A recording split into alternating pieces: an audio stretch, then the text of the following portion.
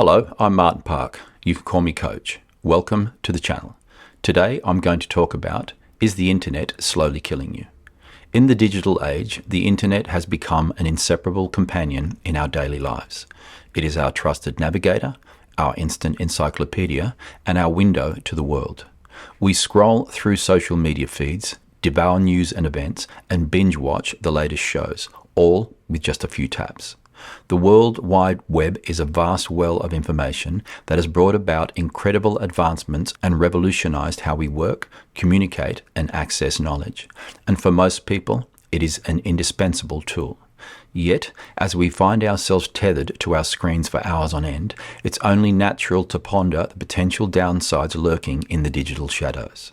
And for me, as a health practitioner, I'm particularly concerned with the ever-increasing practice of people using the internet for self-diagnosis and community support for whatever they perceive to be ailing them.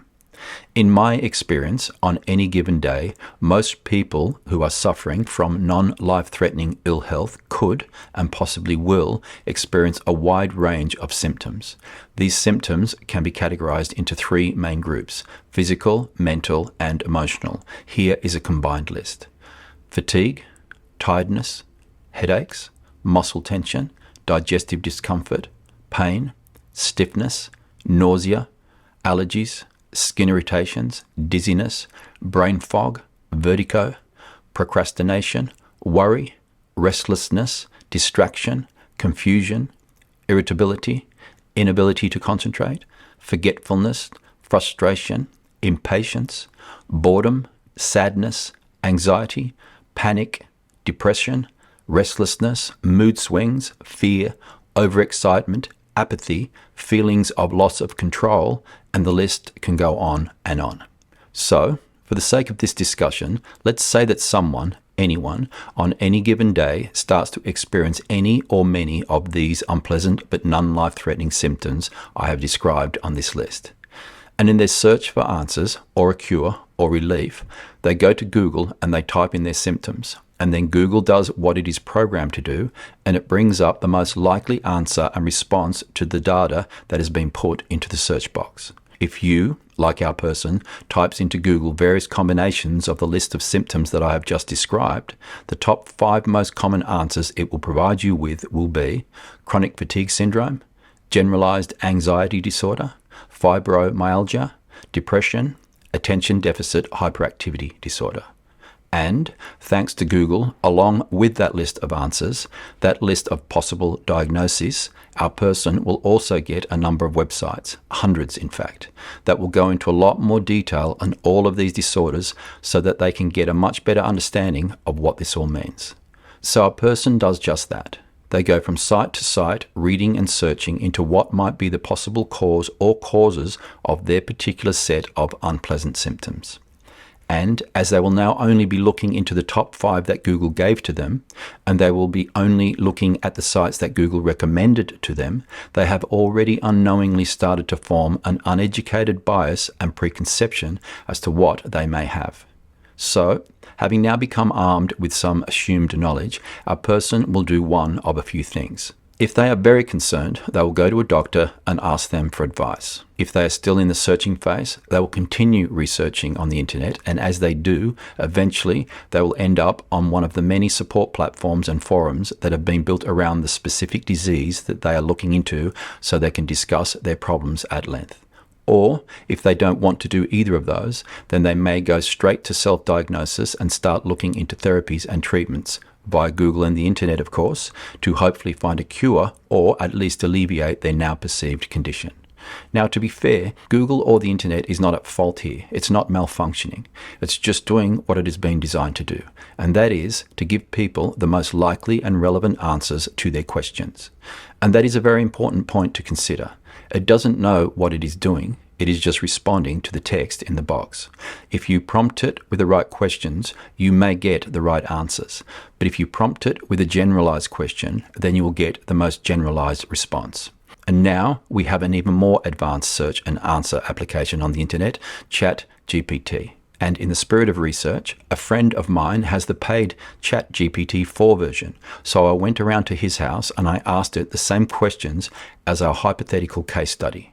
My first question was, "Hi, my friend has these symptoms." And I listed the symptoms we've just discussed. Then I asked, "Could you give me a bullet list of the most probable diseases that could be causing this array of symptoms?" And its answer was, in this order: chronic fatigue syndrome, generalized anxiety disorder, fibromyalgia, depression, thyroid disorders, with attention deficit hyperactivity disorder, ADHD, being sixth on the list. Almost identical to what Google gave. How good is that? Very clever, if you ask me. But let's continue with our person. If, now armed with their new knowledge and, thanks to the internet, a much more detailed and accurate description of their symptoms, they choose to seek advice from a medical doctor, then based on those clearly articulated symptoms, they will most likely get a similar diagnosis to what they went in to get confirmation to, as the doctor is only working with the same basic knowledge and information that AI and Google are working with. So, the doctor will then most likely arrange a bunch of tests, but unfortunately, the list of the top 5 diseases/disorders that we are talking about are nearly impossible to detect using what is currently available to modern medicine, as the range of symptoms can be caused by so many things. If you search Google with the question, "What is the cause of?" and then just add in one of the top 5 from our list of possible diseases, from the reputable sources, it will usually say something along the lines of, "The exact cause is not fully understood," which is the truth. They do not know. Now, if on the other hand, our person chooses to go online and join in with the wider community to discuss their problem via chat groups and forums, etc., they will be greeted with open arms and empathy and understanding and sympathy, all very lovely and reassuring things. And if our person is of the right temperament, then here they will have found a new home. And finally, if they choose neither of those options, but instead decide to start looking into therapies and treatments, again via Google and the internet, to hopefully find a cure or at least to help alleviate their now perceived condition, they will inevitably end up on YouTube. And on YouTube, they will find every possible answer and every conflicting answer to how to treat what they have now decided that they have. And what do they have? What is causing all this wide array of symptoms?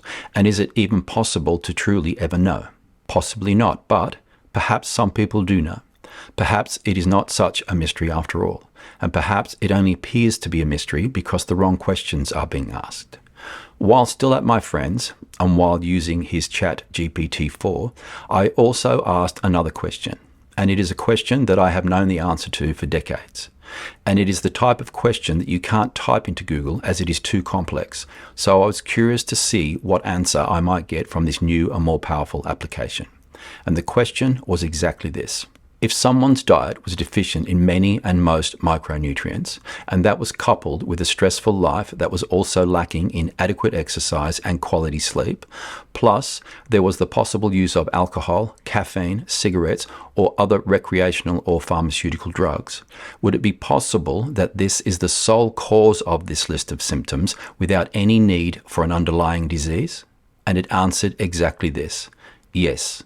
A long-term diet deficient in essential nutrients and micronutrients, coupled with a stressful lifestyle alongside a lack of exercise and inadequate sleep, plus other negative lifestyle factors, can certainly contribute to a wide range of physical and mental health symptoms, potentially mirroring the list you provided.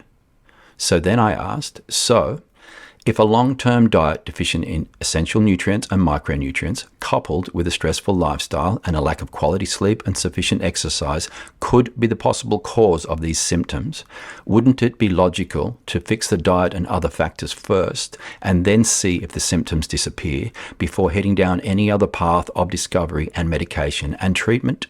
And it answered, yes. It would indeed be logical and advisable to address modifiable factors such as diet and lifestyle, especially as these factors are known contributors to the symptoms. In doing so, you could avoid potential unnecessary treatments.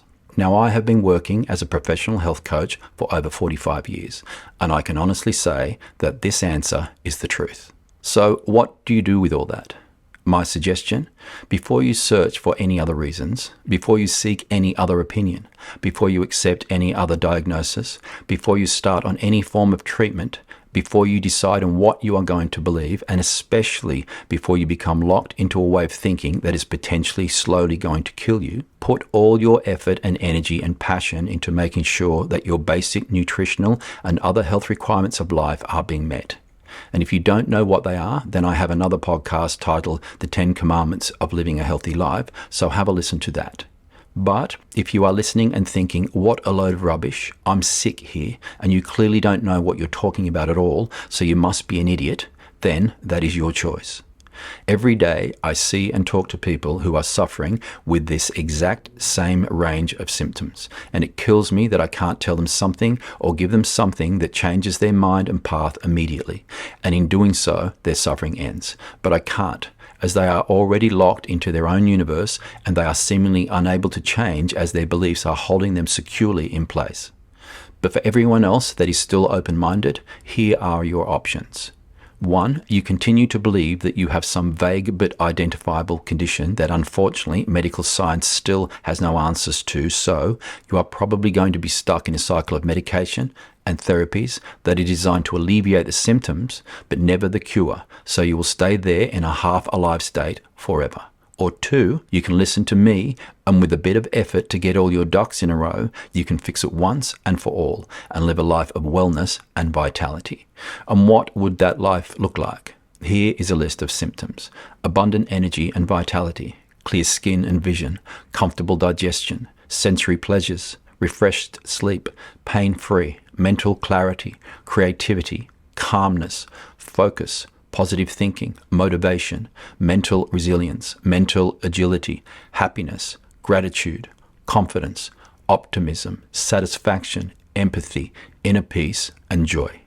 And let's face it, even if I am an idiot, what have you got to lose in trying what I'm suggesting? The worst thing that could happen is that you put all your effort into looking after yourself, as I'm suggesting, and then nothing positive happens at all. And if that is the case, which it won't be, then you can just go back and continue on the path that you were previously following. But if I'm right, which I am, then you are the idiot for not listening and taking positive action. So back to the question, is the internet slowly killing you? I believe it is not the internet. It's the choices that you make. So, finally, if you need help in working out what you should do to fix this, then don't hesitate to ask me. I thank you for listening, and I look forward to spending some time with you again. Bye for now.